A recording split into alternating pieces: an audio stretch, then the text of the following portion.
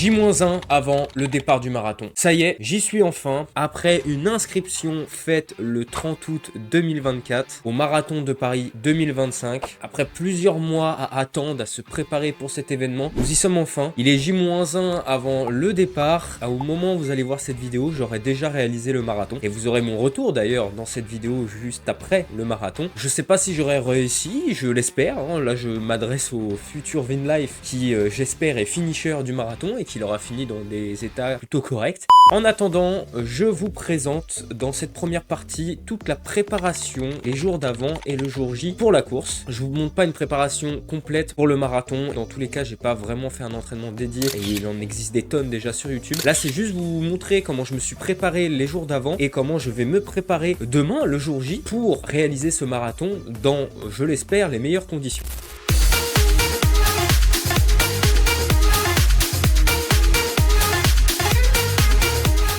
On va commencer par la préparation alimentaire. J'ai déjà une diète assez clean, faisant beaucoup d'activités physiques, que ce soit la course ou la musculation, qui est, on va dire, mon sport numéro 1. Forcément, il faut avoir une alimentation carrée derrière si on veut récupérer un maximum et avoir le maximum de résultats. L'alimentation, il n'y a pas eu de gros changements ces derniers jours, mais ce qui est fortement conseillé et ce que j'ai appliqué, c'est d'augmenter les sources de glucides les 3-4 jours avant le marathon, ce que j'ai fait. Moi, je suis une personne qui va consommer principalement des flocons d'avoine, donc le matin, et du pain complet au repas. Je préfère plus manger 2-3 tranches de pain complet, avoir entre guillemets que des protéines et des légumes, que ne pas manger de pain et avoir du riz et des pâtes. Dans l'idée, c'est un peu pareil, ça revient au même. Ce qui compte, c'est d'avoir la source de glucides la plus intéressante et surtout les bonnes quantités. J'ai augmenté les flocons d'avoine le matin un petit peu et le pain complet, ce qui m'a permis de recharger au niveau glucides. J'ai pas senti de différence en soi. Là, actuellement, je ne me sens pas plus en forme, je ne me sens pas plus fatigué, c'est une bonne nouvelle. J'ai préféré faire ça parce que c'est conseillé et au moins on est sûr d'avoir une recharge glucidique suffisante pour ce marathon. Ensuite, il y a la récupération, très important. Il est vraiment crucial d'arriver en forme au marathon. Si tu arrives en n'ayant pas dormi et en étant explosé au niveau des articulations les jours d'avant, ça va être très compliqué. Récupérer au maximum, c'est crucial. Qu'est-ce que j'ai fait pour ça? De base, ayant un métier, je peux pas forcément dormir autant de temps que je veux. En moyenne, je dors 6 à 7 heures par nuit. C'est pas la récupération la plus optimum, mais ça me permet de récupérer quand même pas trop mal et d'être suffisamment en forme pour pouvoir faire mes séances chaque jour. Les 3 jours avant le jour J, les jours d'avant, et ça va être le cas ce soir, ça va être de dormir minimum 9 heures. C'est plutôt pas mal, mais c'est vraiment d'optimiser la récupération. Ça fait du bien, et de dormir 9 heures, on sent quand même une différence, et ça c'est vraiment cool. Ensuite, au niveau de récupération articulaire, mon dernier run date de mercredi, qui s'est plutôt assez bien passé. J'ai fait une séance haut du corps au niveau de la musculation le jeudi, hier. Je ne me suis pas entraîné aujourd'hui, le samedi, avant le marathon qui a lieu demain. J'ai tout simplement fait un léger run très tranquille de 30 minutes juste pour fluidifier le sang dans les jambes, entre guillemets, de bouger, d'être un peu actif. C'est conseillé aussi, je l'ai fait vraiment tranquille. En termes de récupération, on est plutôt bien et ma dernière séance jambes date de mardi. Logiquement, là, je me sens bien, il n'y a pas de courbature, il n'y a pas de douleur et tout. C'est plutôt cool et ça permet de partir dans de bonnes conditions sur cette ligne de départ. Maintenant, il y a la préparation le jour J. Là, je vous ai expliqué toutes les préparations que j'ai fait les jours d'avant. La préparation le jour J, on va diviser ça en deux catégories, la préparation physique et la préparation au niveau des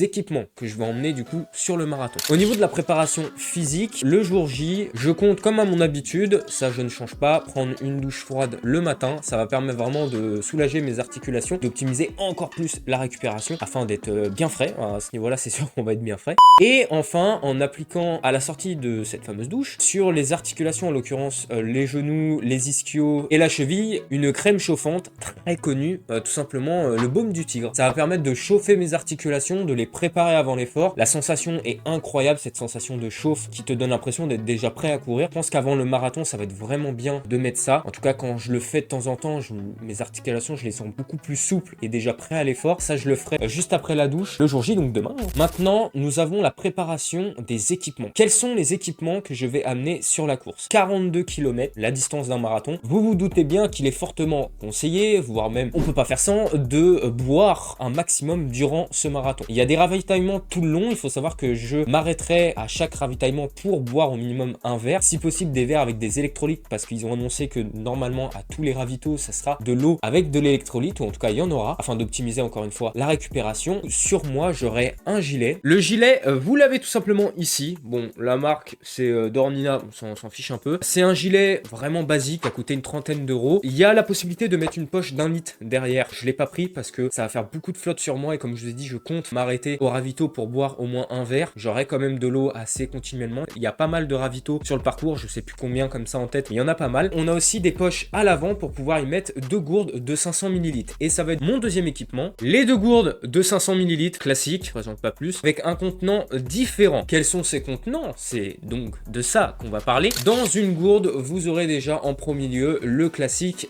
des électrolytes mélangés avec de l'eau. En ce qui concerne les électrolytes, vous les avez ici. C'est des électrolytes que j'ai pris sur Amazon, qui est une marque qui est plutôt bien notée. C'est une marque allemande. En soi, la marque peu importe. Moi, je voulais que ça soit quand même assez bien, assez complet, que ça soit des électrolytes efficaces. Les retours dessus sont plutôt bons, en tout cas sur Amazon. Je les ai déjà goûtés. J'ai pris goût citron parce qu'au semi-marathon, ils donnaient des électrolytes. Moi, j'en avais jamais pris et c'était goût citron. J'avais bien aimé, mais donc comme je savais quel goût ça avait, je me suis dit on va prendre un goût que je connais. On va pas prendre le risque de prendre un goût que je connais pas trop et que je peux ne pas aimer. Je les ai goûtés. Le goût citron est assez léger, mais ça passe. Le goût n'est pas incroyable, mais ça passe. Ça va pas me déranger pendant le marathon et c'est ce qui compte. Dedans, électrolytes, mais on a aussi un ensemble de vitamines, un petit peu de sel, bref, tout ce qu'il faut pour le marathon. Je vais tout simplement mettre qu'une seule gélule dans 500 ml d'eau, puisque c'est une gourde de 500 ml. L'idée, c'est de commencer à le boire au 10-12e kilomètre et de l'étaler au plus possible durant tout le marathon. Comme il y en aura au ravito, ça m'en fera encore au ravito. Tous les 2-3 km, boire 2-3 gorgées pour étaler au maximum. Et si jamais c'est trop limite, ils ont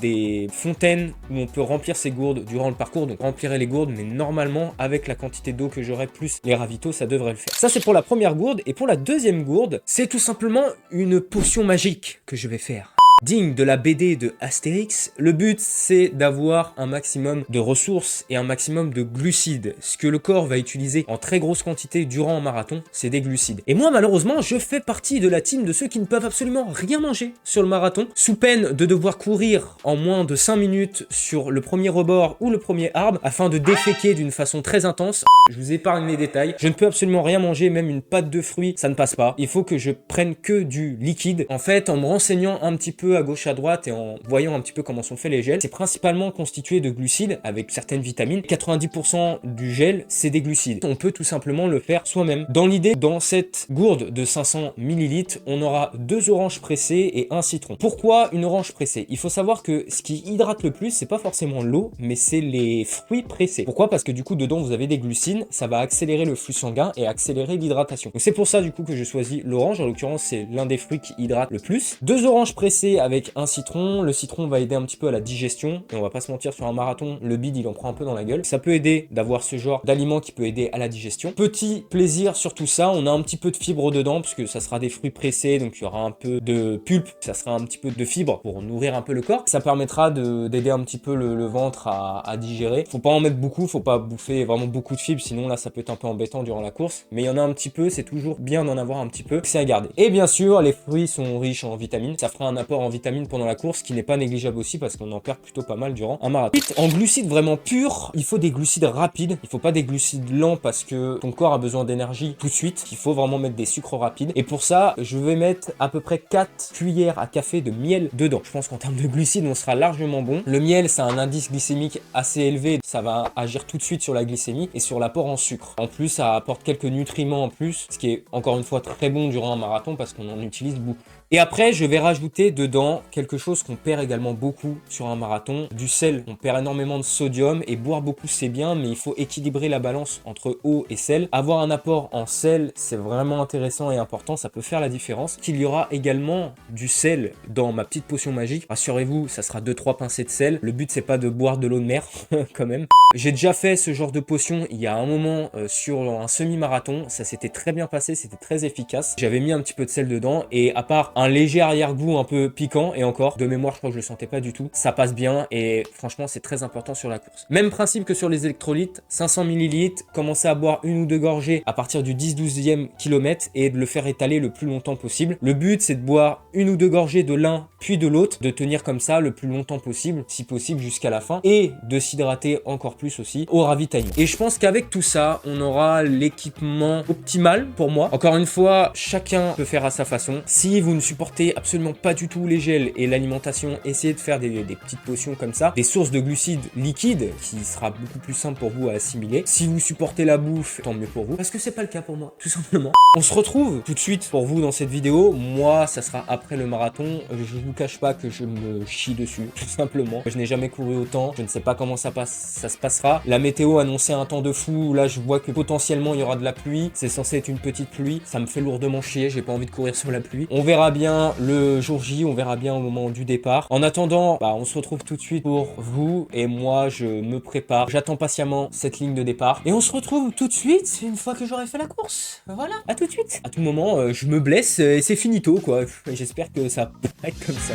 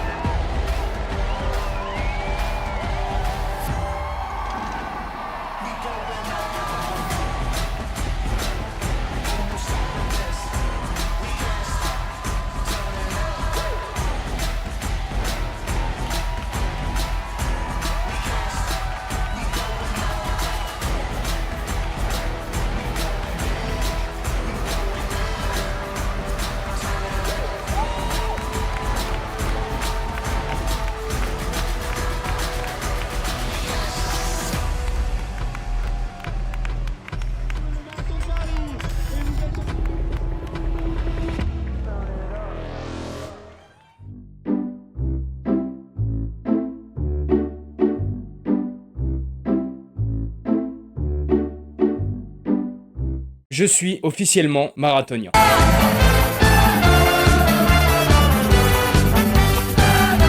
C'est accompli. Après des mois de préparation, après un stress intense, après une attente interminable, j'ai enfin réussi à faire un marathon, et en l'occurrence celui de Paris. Et ça a été compliqué. Aujourd'hui, c'est avec fierté que je vous annonce que je suis enfin marathonien. Je fais partie, comme on dit, des 1% de la population mondiale à avoir couru 42 km en une seule fois. C'était incroyable, c'était douloureux, c'était long, c'était dur, mais putain, c'était un plaisir sans fin. J'y ai même versé beaucoup de larmes à l'arrivée, et je m'y attendais vraiment pas du tout. Et je vais vous expliquer un petit peu tout là, rapidement, comment ça s'est passé, comment j'ai senti ce premier marathon une fois accompli. Pour ceux qui se posent la question, je faisais partie des SAS de 4 heures, et je l'ai terminé en un peu plus de 4 heures et 14 minutes. Je vous donne pas mon temps exact pour garder mon anonymat, au moins vous savez approximativement quel temps j'ai fait. Je ne m'attendais pas du tout à ce temps-là. À la base, je pensais faire entre 3h50 et 4 heures, mais comme je n'avais jamais couru autant et que je n'avais jamais rencontré ce fameux mur, et je peux vous dire que ce fameux mur, je l'ai rencontré. J'aurais aimé ne jamais le rencontrer. Je vais vous expliquer un petit peu comment ça s'est passé. Grosso modo, de 0 à 20-21 km, donc c'est-à-dire la durée d'un semi-marathon, rien de fou. J'avais entre 5,15 et 5,20 d'allure. Ça se passait bien, je me sentais bien. Les pieds devenaient un peu lourds, mais globalement, pas de problème. Jusqu'à là, rien de fou à dire, à part que la course était bien, il y avait une météo plutôt correcte, des températures vraiment bien. Rien de fou en soi, l'ambiance était au maximum, tout se passait bien jusqu'à ce niveau-là. De 21 à 25, je savais que j'allais arriver dans la partie où c'était mon maximum que j'avais fait en course. Arrivé à 25 km, je savais que après je rentrais dans l'inconnu. À partir de là, je ne savais pas combien de temps j'allais tenir, je savais pas si j'allais me mettre à marcher, je savais pas si finalement j'allais le faire sans aucun souci. Juste, c'était l'inconnu total. 25, 26, 27, et arrivé au 28e, je commençais à avoir les jambes vraiment lourdes et à avoir vraiment très mal aux pieds. C'était pas une douleur, mais je sentais vraiment que les pieds commençaient à peser. Je sais pas pourquoi, je me sentais dans l'idée que j'allais marcher dans pas très longtemps. Et je m'étais fixé comme objectif sur le moment de me dire, ok, si tu dois marcher, attends au minimum le 32e kilomètre. Vous allez me dire, pourquoi le 32e kilomètre ? Je me suis posé la même question, mais je sais pas. Je me suis dit, si je dois marcher, ça sera au 32e, pas avant. J'ai tenu jusqu'au 32e. À partir du 30e, c'est là où j'ai pris le fameux mur. En fait, si on regarde un petit peu ma vitesse de déplacement, j'étais maintenu entre 5,15 et 5,30 tout au long de la course, mais arrivé à 28, 29 et 30, je suis descendu à 6, 6,30. Ça a été vraiment très compliqué à ce niveau-là et ça a été comme ça jusqu'à quasiment la fin de la course. Donc je me suis littéralement pris le mur à peu près à 30 km. Et j'étais resté fixé dans l'idée de me dire si je dois marcher, ça sera au 32e. Arrivé au 32e, je me dis ok, je lâche pas, je tiens jusqu'au 33. J'ai fait ça jusqu'au 34, jusqu'au 35 et arrivé au 35, je savais qu'il restait que 7 km, qu'on n'était plus sur 2 chiffres, c'est ce que je me disais sur le moment et je me suis dit ok, je n'arriverai pas sous 4 heures, je le savais déjà. Le seul objectif que je voulais faire, c'était de le terminer, mais bon, ça on va dire que dans l'idée, j'allais le faire, mais je me suis dit ok, je ne vais pas marcher. Jusqu'à la fin, je ferai tout, même si je suis très lent, mais je ferai tout pour pas marcher. Et j'ai tenu comme ça jusqu'au 36, 37, 38, 39. Bref, vous connaissez la suite. Arrivé au 41, l'ambiance était incroyablement folle. Les gens tapaient sur les rambardes. On commençait à avoir des affichages en disant qu'il restait plus grand chose. L'adrénaline montait. Même moi, je sentais un petit peu l'émotion arriver. J'avais des fois en courant une petite envie de verser une larme. J'étais tellement dans le dur, dans le mal que bah finalement ça passait. Tout au long de la course et de plus en plus vers la fin, je me suis rappelé des souvenirs datant d'il y a très longtemps, des souvenirs peut-être douloureux, des souvenirs de bonheur, des choses qui me donnaient la motivation, qui me donnaient envie de prouver que j'en étais capable, de montrer l'évolution que j'ai eue jusqu'à maintenant par rapport à avant. J'ai pas lâché, j'ai poussé jusqu'au dernier virage, le fameux virage où on tourne vers la droite et où on voit cette fameuse ligne d'arrivée. À partir de là, j'ai des ailes qui me sont poussées. Je suis retombé à quasiment 5,15 comme au départ de la course et pourtant j'étais complètement HS. Ça faisait déjà quasiment 1 km que je courais quasiment les yeux fermés tellement j'avais c'est pas des douleurs mais tellement tout était contracté au max. Au niveau énergie, au niveau puissance, pas de problème. Au niveau de cardio, c'était nickel, mais c'est vraiment au niveau musculaire, que ça soit articulation ou muscle, tout était contracté au maximum, tout était vraiment douloureux. J'ai vu cette ligne d'arrivée, ça m'a donné envie de pousser jusqu'au bout. J'ai franchi cette ligne, l'émotion est arrivée comme jamais. À la base, je me suis dit bon, j'ai quand même envie de verser une larme, on va laisser la larme venir. J'ai laissé la larme venir. Ça a été vraiment 5 minutes où j'ai chialé comme jamais. J'arrivais plus à m'arrêter, carrément quand j'envoyais des audios à des amis ou à ma famille. Je leur disais, je sais pas pourquoi, je m'arrête pas de pleurer, c'est bon, là je suis arrivé depuis déjà 5 minutes, mais j'arrête pas de pleurer et en vrai ça me faisait un bien fou. Il y a eu, je pense, plein de choses qui ont été relâchées, que ça soit en grande partie la préparation depuis plusieurs mois, ce stress qui était toujours là, constant, assez discret mais toujours constant, mais surtout peut-être d'autres choses qui datent de plusieurs années, des périodes pas faciles au collège, des périodes pas faciles au niveau de l'aspect physique. Je pense que tout est sorti là. Il y a quelque chose qui s'est passé, il y a une page qui s'est tournée au moment où j'ai franchi cette ligne. À l'heure où je vous parle, ça fait un peu plus d'un jour que j'ai franchi cette ligne et wow, j'arrive toujours pas un peu à m'en remettre. L'émotion est encore bien là, c'était incroyable. J'ai du mal un peu à trouver mes mots parce que la sensation que j'avais à ce moment-là, elle est difficile à décrire. C'est une émotion que j'ai eue très rarement dans ma vie et c'était incroyable. C'était un bonheur. Quand j'ai franchi cette ligne, oui, il y a plein de choses qui sont sorties. J'ai aussi beaucoup pensé à ma famille qui est très important pour moi, à des amis proches qui en plus, pour certains d'entre eux, étaient en train de faire le marathon et qui n'étaient pas encore arrivés au moment où j'ai franchi la ligne d'arrivée. Ça a été une clôture de chapitre, ça a été une fin de page, une fin de chapitre incroyable. Je sais pas si je referai un marathon. On se dit toujours après c'était vraiment dur, je pense que je referai pas et puis là plus les heures et les jours commencent à passer, plus j'ai envie de refaire un marathon. Je pense que je m'en souviendrai toujours. Cette médaille que vous avez là, elle est d'ailleurs incroyable, magnifique. J'en ai chié pour celle-ci. Alors pour toutes les autres ça s'est très bien passé mais celle-ci c'est...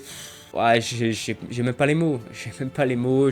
Ah, la deuxième partie, ça va faire. Bon, vous, il y a peut-être des coupures qui a été fait, mais ça fait déjà une dizaine de minutes que je parle devant la caméra. J'aurais peut-être raccourci quelques passages. Même si la vidéo dure pas mal de temps et qu'il y a beaucoup de blabla. Je vous conseille, si vous avez commencé la course à pied, de faire étape par étape, mais si possible un jour, de réaliser ce marathon. Ça n'a rien à voir avec les autres courses. Il y a quelque chose en plus au moment du passage de la ligne d'arrivée. Quelque chose d'incroyable. Je souhaite à tout coureur qui se lance dans la course et qui aimerait potentiellement, peut-être un jour le faire, qu'ils y arrivent et que tout soit là pour qu'ils y arrivent. Je vais pas m'étendre plus là-dessus. En ce qui concerne l'organisation, l'événement, de l'ambiance tout le long, il y a eu vraiment très peu de moments creux. C'était très bien. Voilà, c'était magnifique, c'était magique. Ça fait réfléchir. La nuit d'après a été reposante déjà, mais surtout plein de bons souvenirs. J'espère revivre quelque chose d'aussi incroyable, que ça soit dans le domaine sportif ou non, un jour. La sensation était incroyable. Voilà, je pense que j'ai dit nombre et nombre de fois incroyable dans ce retour, mais bon. Si cette vidéo vous a plu, si vous avez peut-être hâte de me voir dans d'autres événements, dans d'autres grandes choses que j'espère faire sur cette chaîne et dans la vie, n'hésitez pas à vous abonner, à mettre un j'aime, à liker, à partager la vidéo, vous connaissez. Nous, on se retrouve très vite pour une prochaine aventure, une prochaine histoire, un prochain épisode. En attendant, à très vite les amis. punaise. Oh bah nickel, j'en perds mon chapeau carrément. Incroyable cette médaille. Incroyable.